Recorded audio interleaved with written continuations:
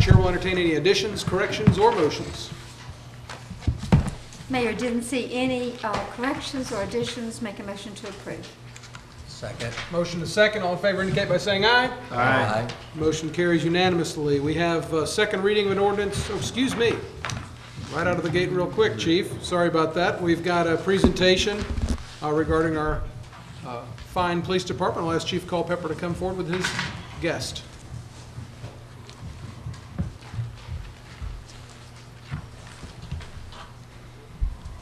Good evening, Mayor and Council. How are you tonight? Doing great. I'm Michael Mansour, Police Chief in Villa Rica, Georgia. I'm here representing the Georgia State Law Enforcement Certification Program and the Georgia Chiefs of Police.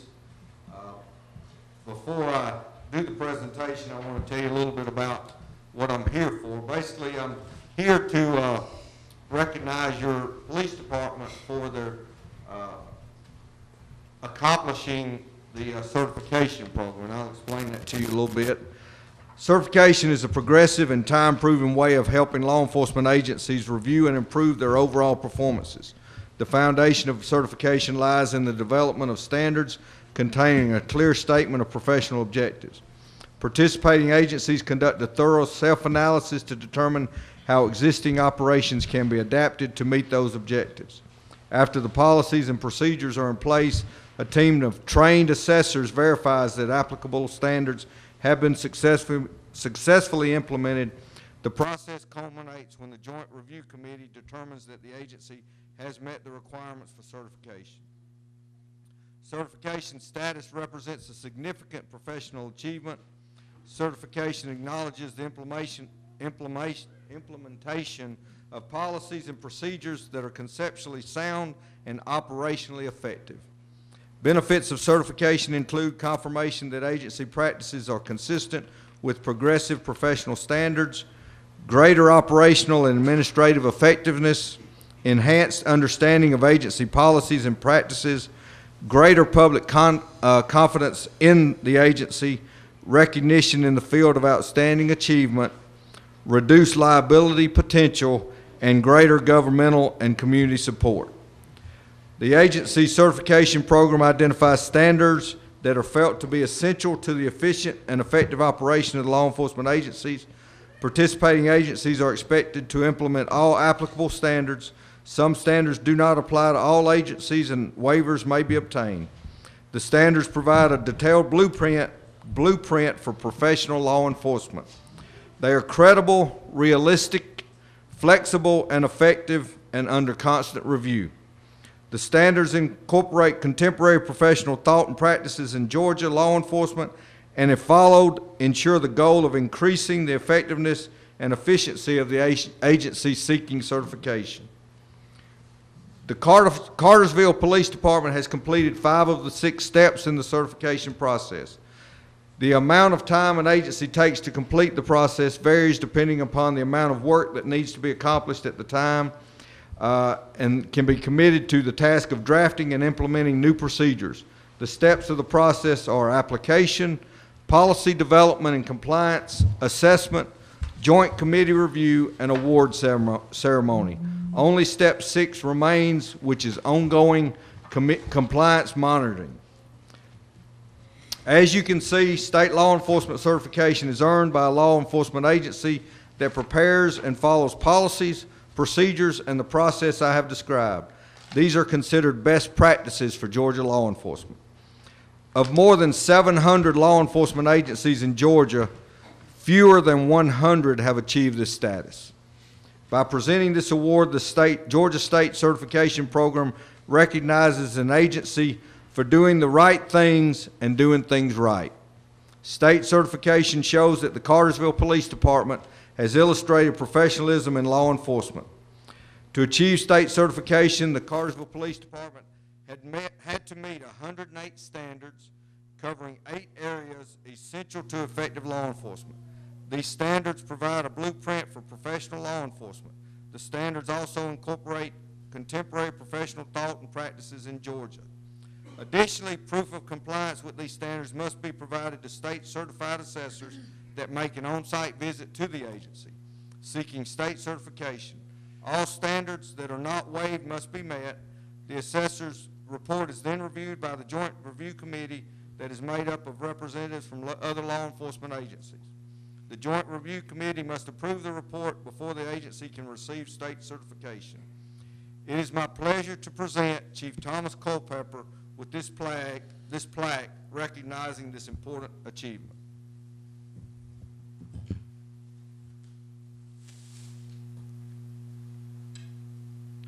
This plaque, be it hereby known that the Cartersville Police Department has fully demonstrated its commitment to law enforcement excellence by meeting all applicable standards as established in the state of Georgia Law Enforcement Certification Program.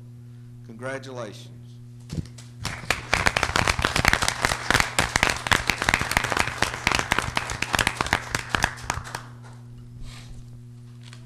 I'd just like to thank Chief Mansour for taking time out of his schedule to come over and represent the Chiefs Association and make this presentation. This is the third time that we've received our state certification, and that means that the agency continues to improve on a daily basis, and I thank you for your support.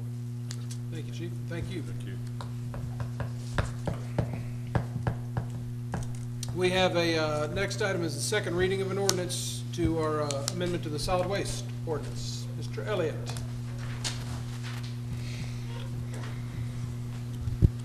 Thank you, Mr. Mayor, members of council. There have been two corrections made, I guess, since the first reading on this ordinance. The mistakes were mine. We left out one sentence that covers backdoor service that we also provide with a $2 increase. We added that in, and on page 3 of the ordinance in your packet, the center of the table, under commercial Kirby's, the original data in the first reading was incorrect. We've made that correction as well. Those were the only two changes, and we would certainly recommend approval of the amended ordinance if possible. Okay, are there any questions for Bobby on this item? And if there are none, Chair will entertain a motion, and please make sure any motion, if you so choose, would include a motion to approve as amended from the previous reading.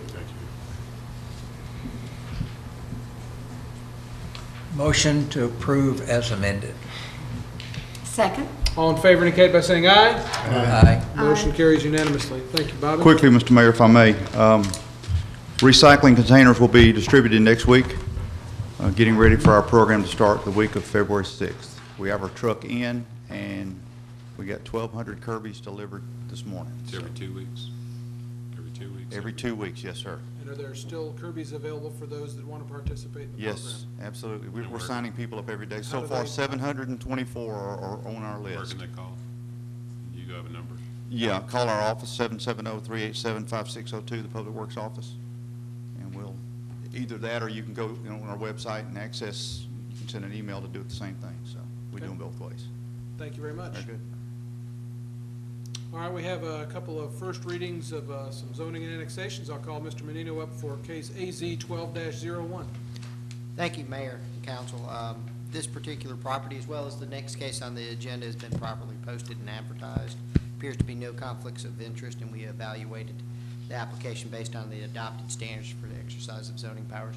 This particular site is split half county, half city. It's an existing apartment complex, gazebo apartment complex, with approximately 10 of the units in the county still. Kind of a strange situation. The applicant desires to have the entire complex in the city jurisdiction. We've had issues with this particular complex in the past based on school district, with it being in 2 different jurisdictions. Half of the apartment complex has to go to the county schools, the other half goes to the city. You pull in, and there's a sign with an arrow pointing to the left for the county, arrow pointing to the right for the city.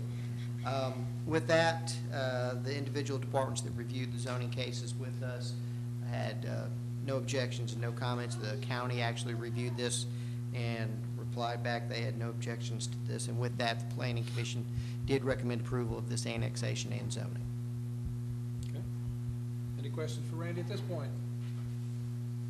Thank you, sir. At this point, I'll open up a public hearing for the zoning portion of this request. Anybody wishing to step forward may step forward and do so want to speak either for it or against this? Good evening, Mr. Mayor, council members. Jeff Watkins here on behalf of the applicant. Mr. Menino summed it up precisely. This is an apartment complex owned by my client, half of which is in the county, the other half is in the city, and we would just like to have it all annexed into the city and be a part of the city limits of Cartersville. Be happy to answer any questions you might have. Hopefully there won't be any rebuttal, but I'll reserve any further time I have for rebuttal. Since Mr. Menino already said all those things, I guess my question was, why did you feel the need to get up and say it? Well, I tell you, it's free advertisement, and I'll never miss a chance to get to talk to you, Mayor. Well, it's good to see your smiling face here, Mr. Watkins. I really missed We you. appreciate your comments. Jeff, I have a question. Oh, and I missed your questions.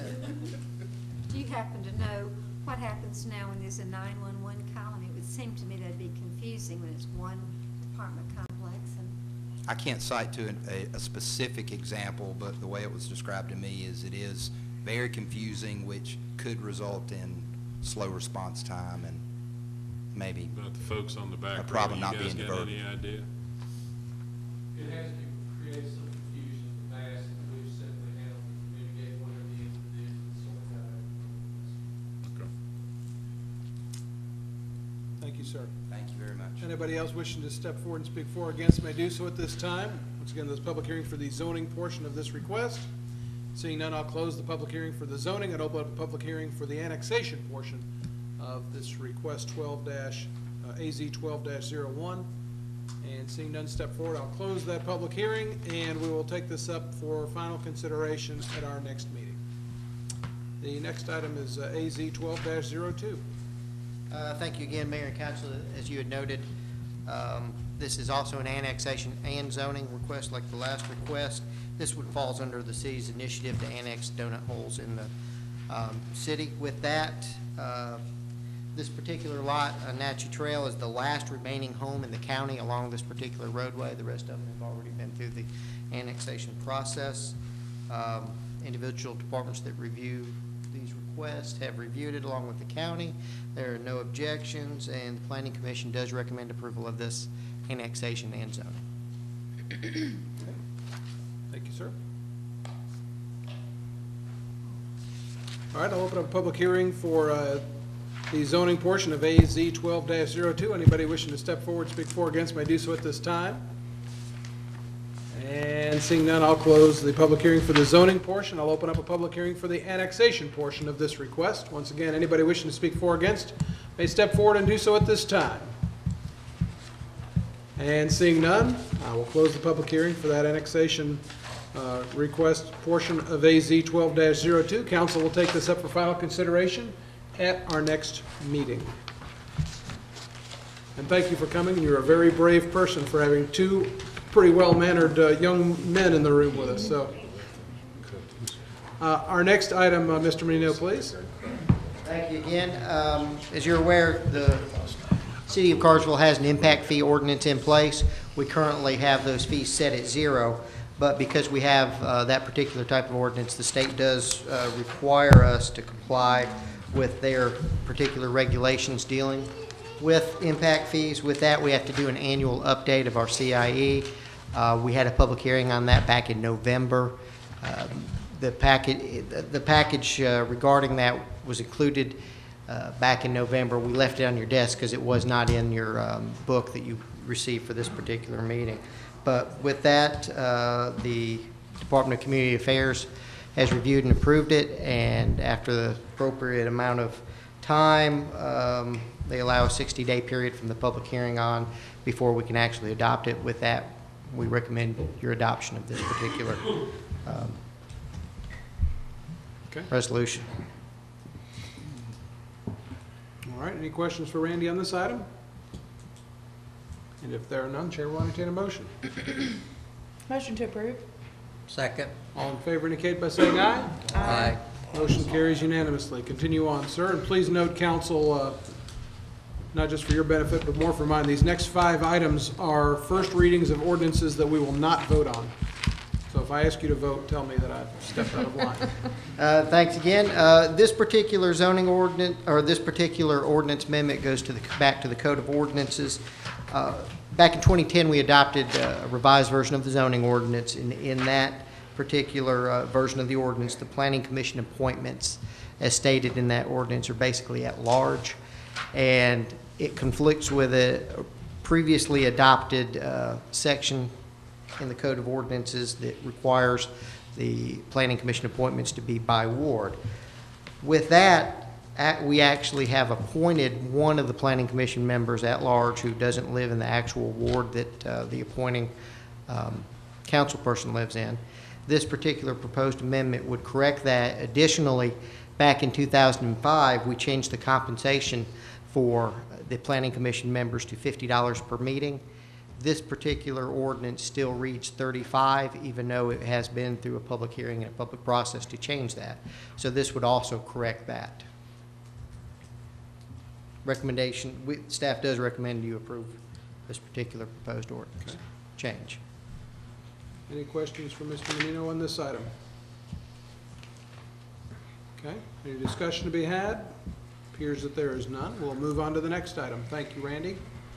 Mr. Myers, you have the next two items regarding electrical issues. Yes, sir. We've had several requests. Let me rephrase that. We have had several calls of residents interested in solar panels, wind turbines, distributed generation of that nature.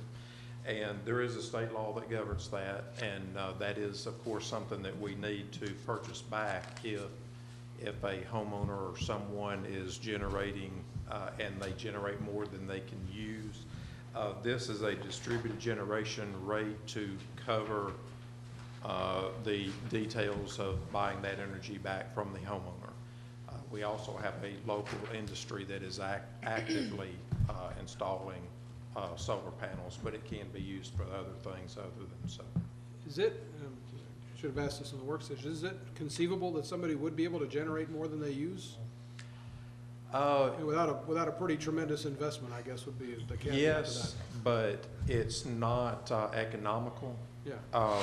What is economical is if you put enough up just to avoid buying the bulk of it from the utility. Oh, I understand. It's not economical to sell it back to the utility because you don't get the same price as what you're paying for it. Obviously. Okay, thank you. All right, any other questions or discussion about that item? Continue on, please. The next item, this is 2 time of use rates for our large industrial customer base and extra large industrial customer base.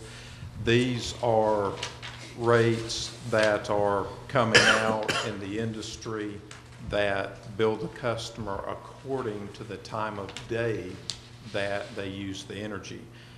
For example, energy in the middle of the day is higher than energy at night.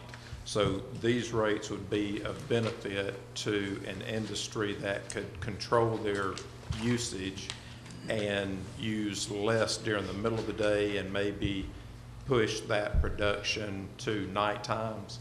It will not benefit everybody. That's why it is an optional rate, and the customer has to do a little background work. Of course, we'll help them do that, but they do a little background work to see if they would benefit from this type of rate. Okay. Any discussion on this item? Thank you, sir. Thank you.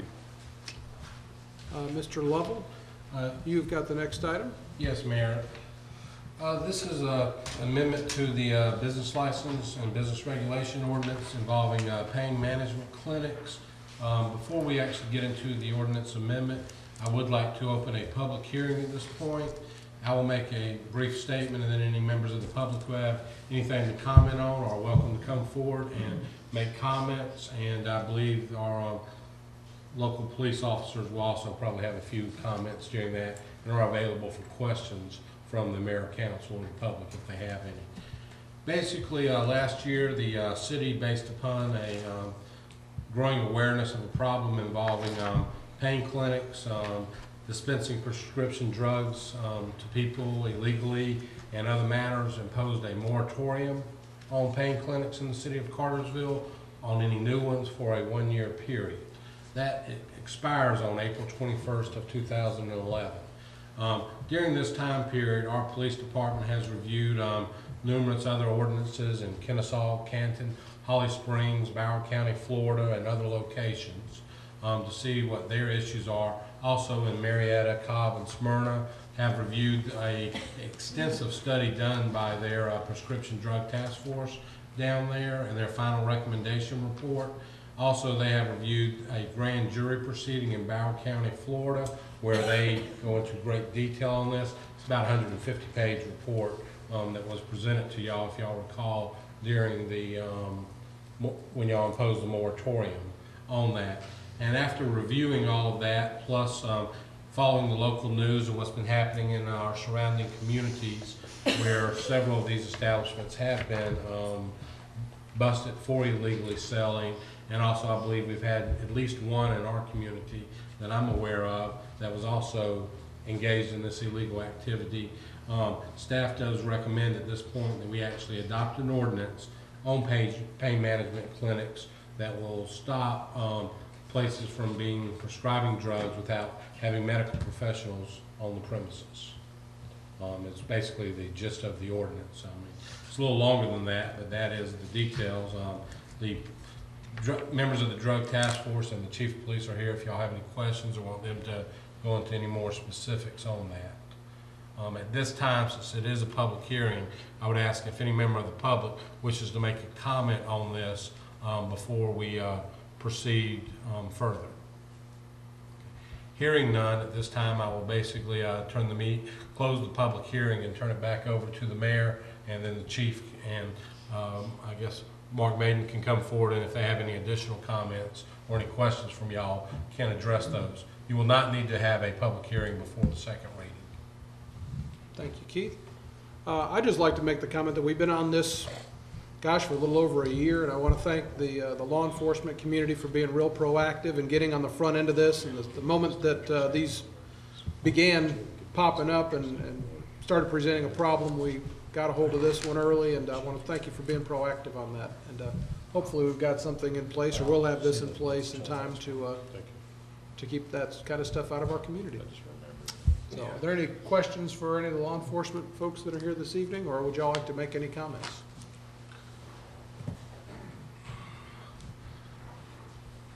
Mr. Mayor, Council, thank you. I would just like to say briefly that I appreciate you looking at this ordinance that is before you and taking time to consider it.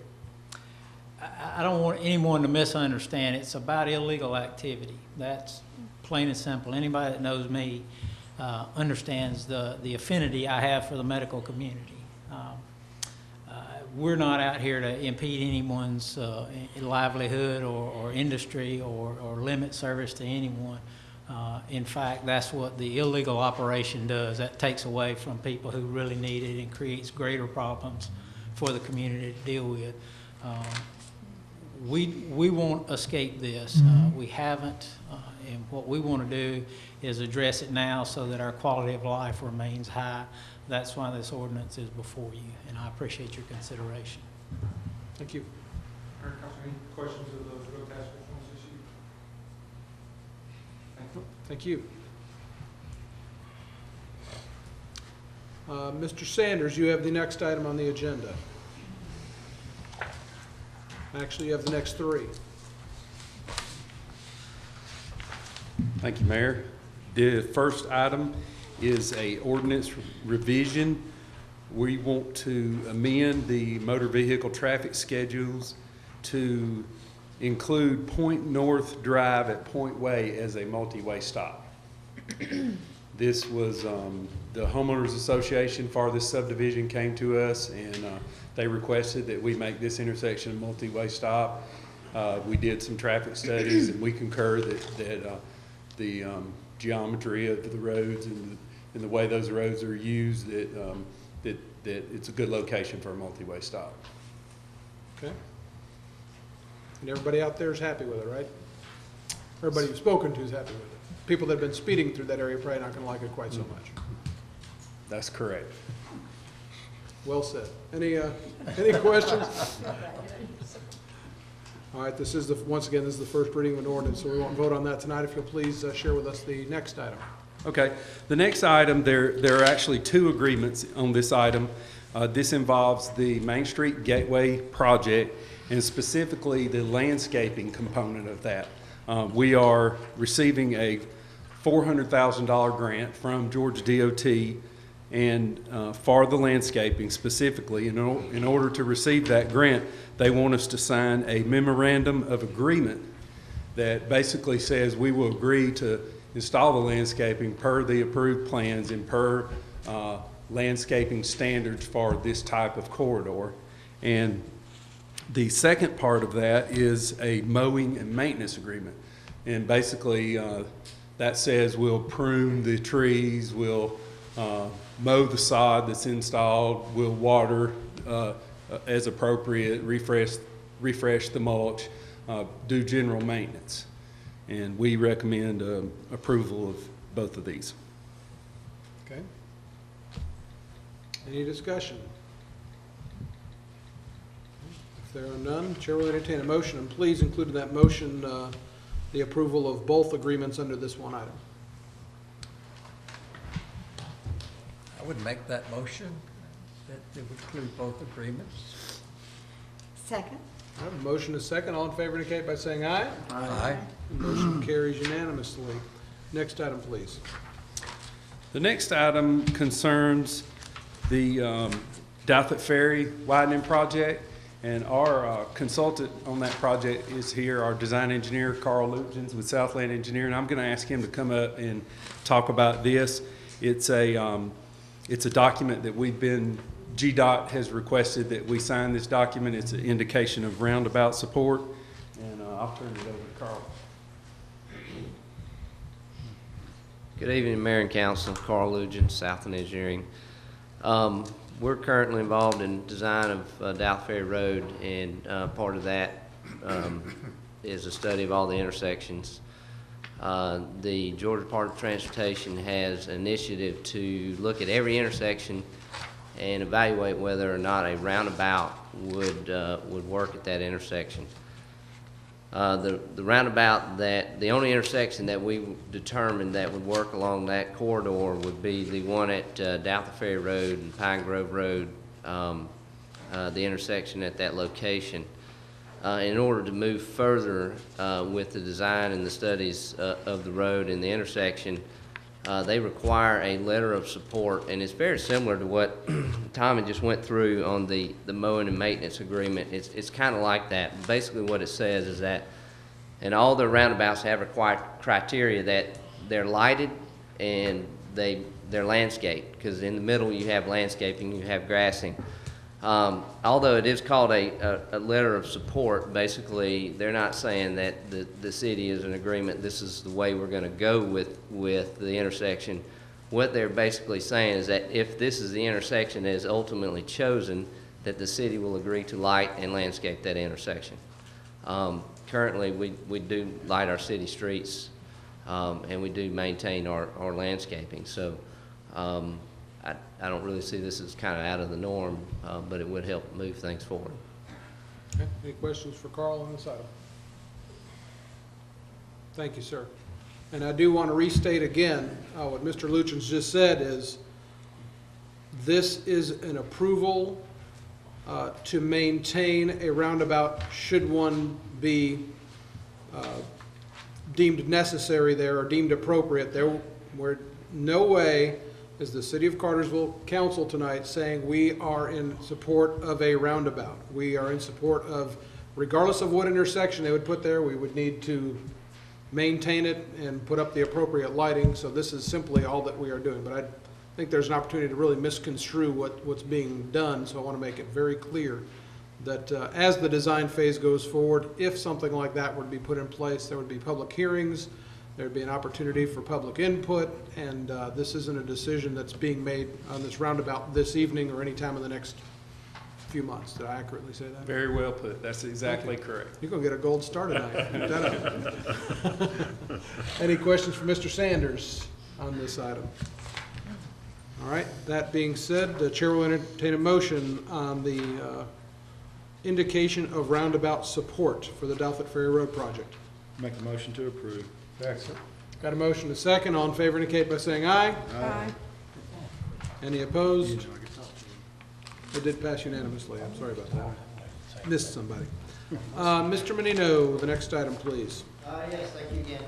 As part of our first-time home buyers program, or CHIPS program, one of our program participants has completed their requirements or their obligations in the program, and with that, this request is simply a way to remove the deed restriction on there. They have met the requirements, and we've had 87 people up to this point in the program. This is the first one that's actually requested it, but it is basically like a deed restriction on that property, and this would clean that up. Okay. Question? Yes, sir. Does this mean that this individual, since it's satisfied all the requirements and gotten the deed and everything, can sell his property if he wants to and go on and build a bigger house? Yes. Absolutely. Basically, what happens under the CHIPS program, if you fully qualify, the city gives you or the program gives you a $10,000 loan as part of the acquisition of the property. As part of that, we do a deed to secure debt or mortgage on that property.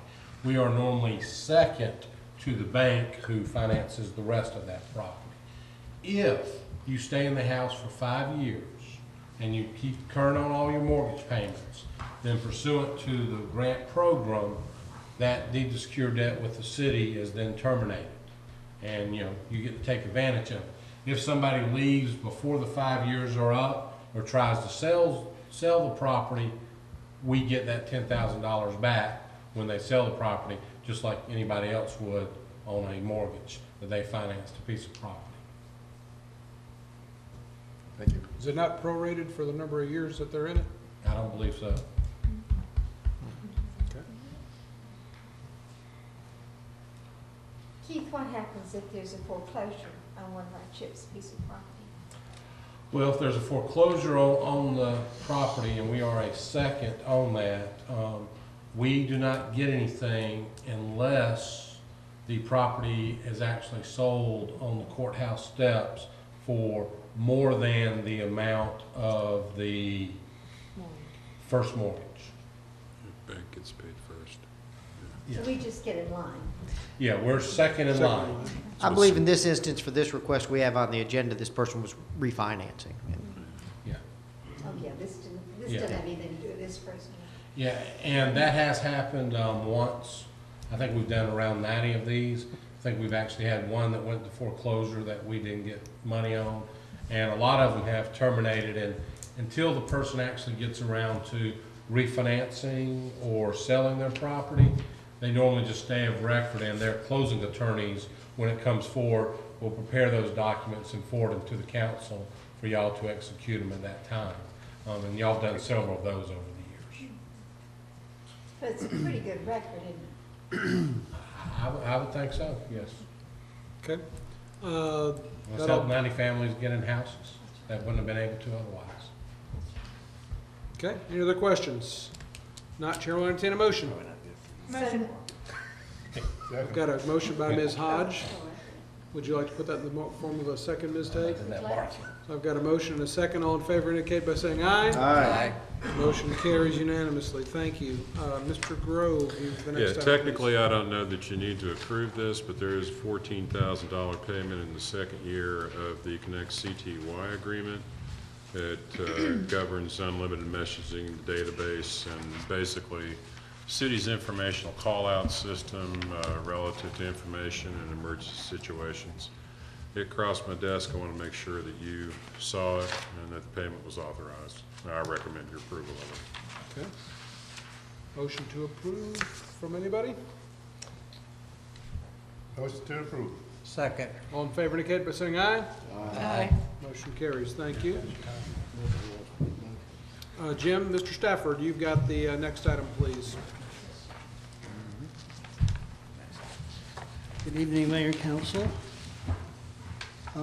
This is a contract for approval to do the project administration, wetlands work, and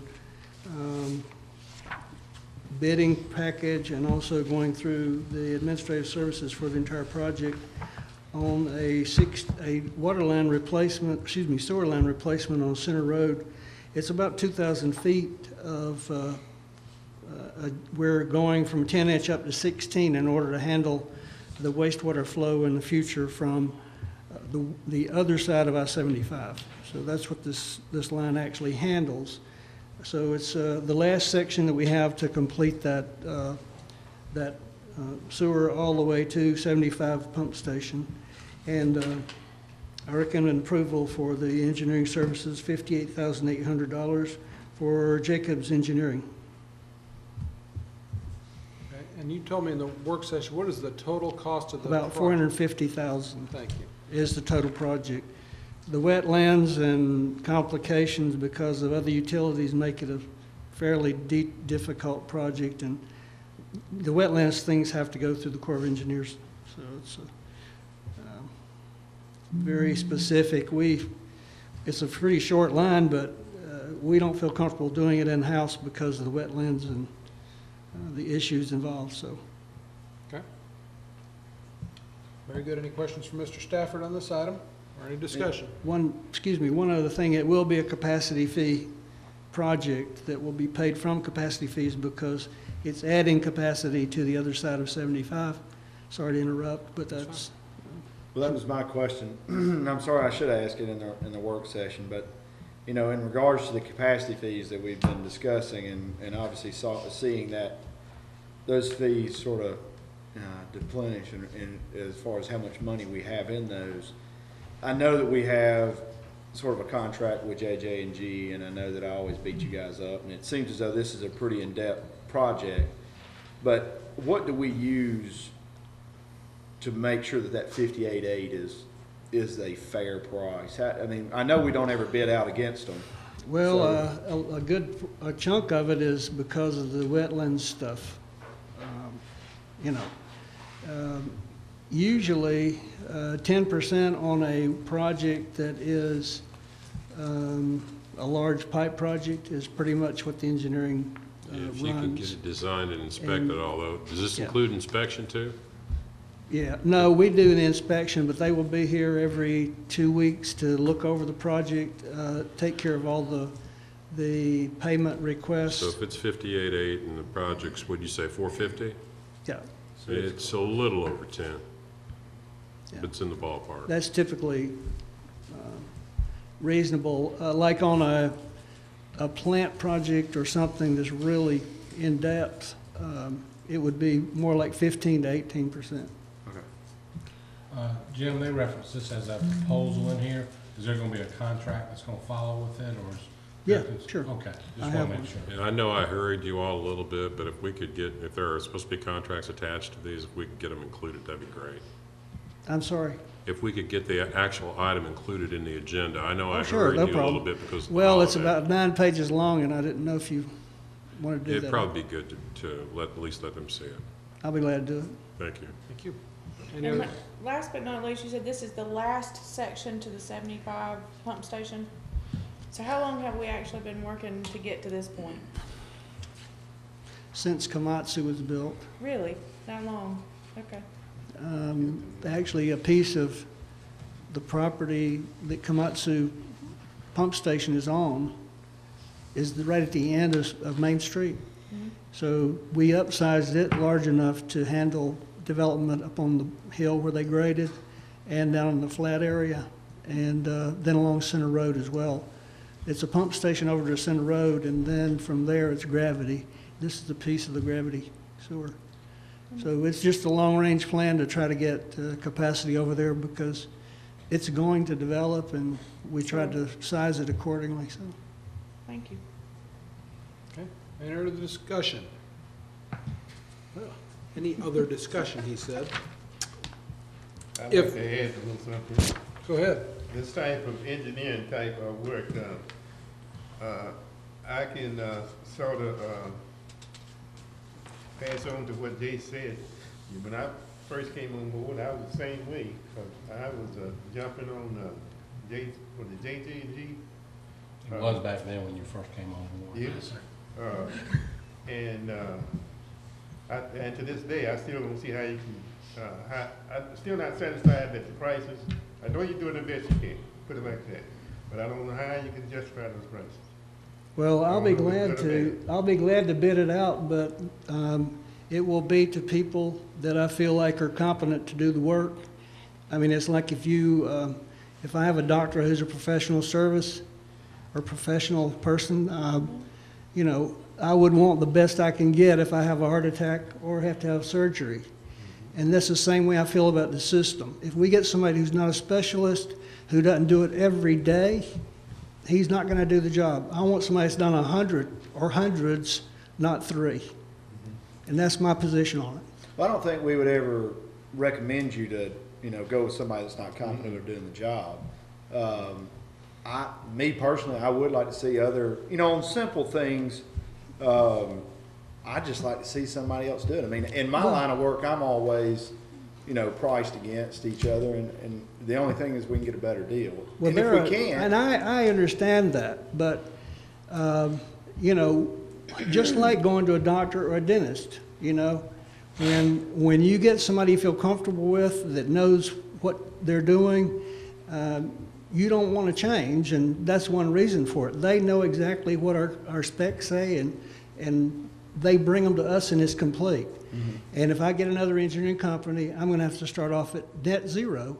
But I don't mind, but I mean, you know, going out to get some bids for some of the projects, there are a lot of engineering firms that are competent. You know, I like somebody that's got more than 5 people, you know, because you get the benefit of having the people they can refer to, you know, with other projects. There's a lot more detail to, I mean, this is not a storm drain, you know, it's a sewer. And if it overflows, we get fined by the state and the feds. There's damages included, there's liability included, there's environmental issues included. And, you know, we want somebody to do it that's competent in that particular field. I mean, you have different people designing water lines and different people designing sewers, so the same ones don't even do both of them. Yeah. But there are a number of large companies that have the same criterion that would be happy to bid on these projects. And I'm not saying if you came in front of us and said, JJ&G's at 58 and somebody else is at 55, we're happy. I'd sit here and tell you, yeah, I agree with you. I think we should go where we're at. But I just would like, it doesn't have to be every time, but just occasionally. And I'm speaking out. I mean, obviously, I'm just one of. Well, I'm totally confused because I thought we had to bid them out. Not for professional Not services. for professional services, engineering. Well, and attorneys. Consultants on project. Now, the discussion you had earlier might be what's confusing you, because in that instance with the road piece, we were talking about publicly, but that had federal requirements. Yeah. Not this, which is just governed by This is state law. local money. Okay. You know, the thing too, of course, in this case, we had time because it's not something pressing, but if you got a project that you have to get done because of some kind of failure or problem with it, you don't have time to bid that, because, I mean, a lot of times we have to just start getting materials before the thing is even completely designed, because you have to get it done quickly. The bidding process probably takes 3 months.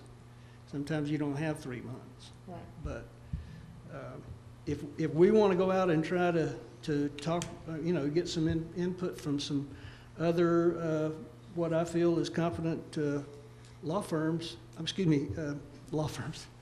Okay, I'm leaving. Engineering firms, we will do that.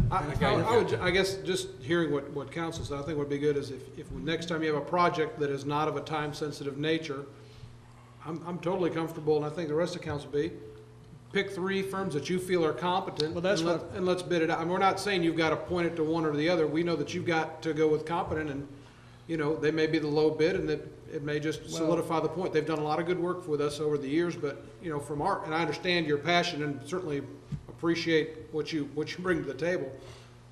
And I think, but from our side of the table, we've got to make sure, we've got a responsibility to the public to make sure that we're getting the biggest bang for our buck.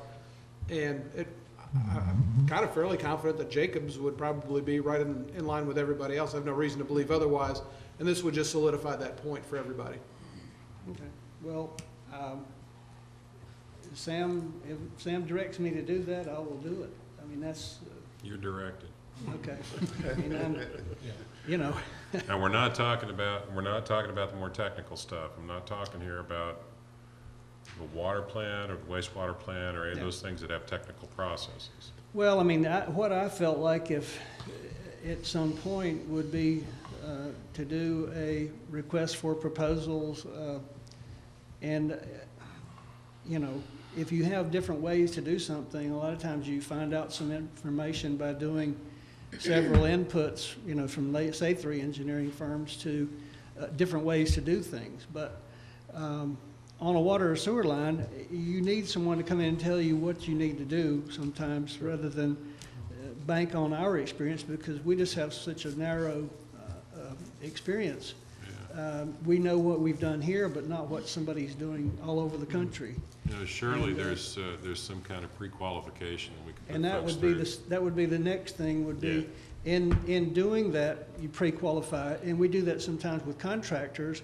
If we have a very difficult project, we don't want anybody in here who's put in 5 water lines or sewer lines. We don't want because that. They just don't know how to handle it. They don't know how to bed the pipe, and so it's we a lot of times we'll put out a spec and a pre-qualification, which they have to turn in how many projects they've done a certain size, certain length, and you know, if they don't meet the criterion, then they're not allowed to bid it. So we've done that on a number of projects because of complexity, and you can do the same thing on engineering as well. Absolutely. And that's what I would prefer if we asked for. I think that's very reasonable and probably preferable. Yeah, I'd like to make a point. I mean, I don't want to feel as though I'm the guy picking on you or beating you up in regards to this. And I know as a city council, we run a fine line when we make requests like this, that we're almost telling you how to do your job. And I don't want it to be that way. What I would like is just to see, you know, when somebody asks me about the engineering fees that are going on, you know, to be able to justify them. And if just occasionally we see that you have bid it out and see what other prices are, it just makes our job a lot easier. Well, most of these engineering firms, the way they base it is their cost, and then they have a multiplier fee, and that's the way they bid all their projects. So I think if you look into the companies that have people that's all they do every day, then they're going to be in the same range as far as the multiplier of the time and money spent to actually put that project out. And I think we can bear that out. It's just, you know, at first, it may be that somebody's going to lowball it just to get in, you know, which that way you do get a better price. Sure. But we'll just have to see how it goes. I don't know. I mean, we have people that are all the time, large engineering firms that are trying to figure out any way they can get in the door to, because, I mean, things are thin out there as well, you know, so they're looking for work. Okay. Absolutely. Well, man, if there's nothing else, I'd like to make a motion to approve. Second. Got a motion second. All in favor indicate by saying aye. Aye. Thank you, Jim. Thank you, sir.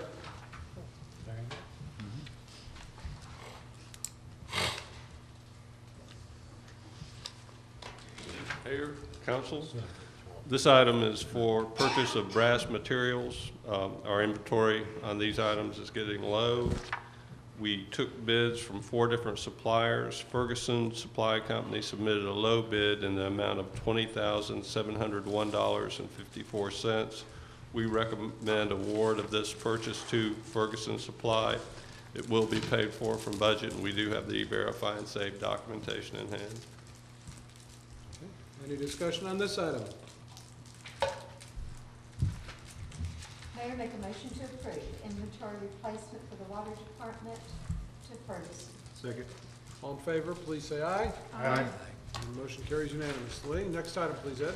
The next item is the installation contract for the Phase 2 of the Indian Mountains Road Water Main Replacement Project. Phase 1 brought us the water line from Glen Cove Road up to the entrance of the Indian Mounds or Bow and Arrow trailer mobile home park. This phase will extend an 8-inch line through the trailer park, will provide individual meters to each of the units inside the park, and will also leave us set up to have a dual feed system in this area. Has added benefit of providing fire hydrants in the area. Also, as we mentioned earlier, this is part of the overall plan to boost water supply on Natchez Trail. We've had a moratorium for new water connections on that street, so this is going to help correct that. We received bids from 3 different contractors. C.H. Kirkpatrick and Company submitted a low bid in the amount of $66,913.01. T.J. Lyle and Company submitted a bid $68,921.50, and C&L Contractors submitted a bid of $69,650. We recommend award of this contract to C.H. Kirkpatrick and Sons of Cartersville, Georgia, in the amount of $66,913.01. This project will be paid for from the budget and will be reimbursed with a bond issue at a later date. E-Verify and Save documentation is in hand. How long will it take this project to be complete? I think we gave the contractor 45 days, and he's raring to get started. Okay. So. Very good. All right. Any other discussion? If not, Chair will entertain a motion. Motion for approval to the low bid. Second. All in favor, please say aye. Aye. Motion carries unanimously. Thank you, Ed. Mr. Anderson. The name is Neo. Yes, sir, Mayor and Council. This is Lori's appointment for the Recreation Advisory Board, and she has chosen Rick Koloff, who is a member of the one of the Rotary clubs. I'm not sure which one, but very committed to our community, and I think he would be an excellent choice, and I recommend her appointment to y'all. Mayor, I think you and I both are listed as personal references down here, and I certainly can make one for Mr. Koloff. I was on the chamber board with him. He's a hard worker for that. Well, he's kind of put me in a bad position, knowing that I'm a reference on there, so. He'll work hard. He will. You don't have any. I'll just wait for, I can't make motions, so I'll just run the thing. Well, Mayor, I'd like to make a motion for Mr. Koloff for the Recreation Advisory Board. Second. All in favor indicate by saying aye. Aye. Motion carries. Before we do the financial report, there is one item to add to the agenda. I'll entertain a motion to add that item. So move. Second. All in favor? Aye. Item is added. Mr. Lovell. And Mayor, the item y'all have added is an emergency ordinance amending Chapter 24 Utilities, Article 1, in general, Section 24-4, which basically deals with meter tampering. Apparently there are some new devices out on the market which, when they are placed upon lines, will affect the accuracy of our meters to read the usages for especially water and sewer. And what this ordinance does is indicates that if you add those to the lines, that will be tampering for the meter, and adds it to our tampering ordinance. In addition, we add a provision that basically says that if you are convicted of tampering with a meter, you have to reimburse the city for all the lost utility services that would have been incurred as well. And when you say meters, you are referring to any type of meter? Any type of meter, gas, water, sewer, electric. Okay. Very good. Is there any discussion on this item? If not, Chair will entertain a motion. Motion to approve. Second. All in favor indicate by saying aye. Aye. Motion carries. Thank you very much. Mr. Reinhardt, the financial report, please. Honorable Mayor and Council, tonight we'll be looking at the November 2011 financial report and comparing it to November 2010. In the general fund, revenues have decreased over last year, November 2010, by a level of $318,000. Expenses have increased by $357,000. The increase in expenses is due to the JDA payment and also the increased capital expenses. The increased capital expenses are for the new equipment for the new fire engines. 3 areas of revenue I look at on a monthly basis are the local option sales tax. We've got a decrease over last year's level of $195,000. Police fines and forfeitures also have a decrease of $28,000, and building permits and inspections have an increase of $14,000. Water and sewer fund revenues have decreased over last year's level by $57,000. Expenses have decreased by $360,000. This is due to a decrease in operating expenses and also the debt service payments. In the gas fund, revenues have increased over last year by $496,000. Expenses have also increased by $85,000. This is due to increased operating expenses, increased capital expenses, and also the increase of cost of purchased gas. In the electric fund, revenues have increased from last year by $1.9 million, while expenses have also increased by $1.5 million. This is due mainly to the increase in operating expenses and also increase of cost of purchased electricity. Stormwater fund, revenues have increased over last year by $17,000. Expenses have decreased by $65,000. This is due to decreased operating and capital expenses. In the solid waste fund, revenues have decreased over last year's level by $17,000, while expenses, while expenses have decreased by $148,000. This decrease in expenses is due to decreases in personnel expenses and operating expenses. And finally, in the fiber optics fund, revenues have decreased from last year. If you remember, we had a couple of large payments early on in the fiscal year. One was from the Kentucky Data Link, and the other one was from the Bartow County for reimbursement for the lines at the new conference center.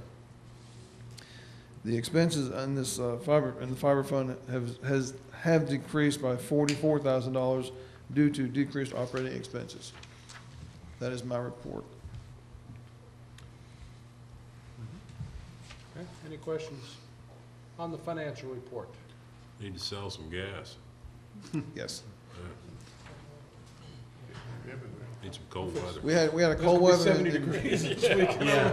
We had cold weather in December, but the upcoming forecast, from what I understand, is supposed to be a little bit on the warmer side. So we hope that it does turn cold for that service. But When did the property taxes hit the books?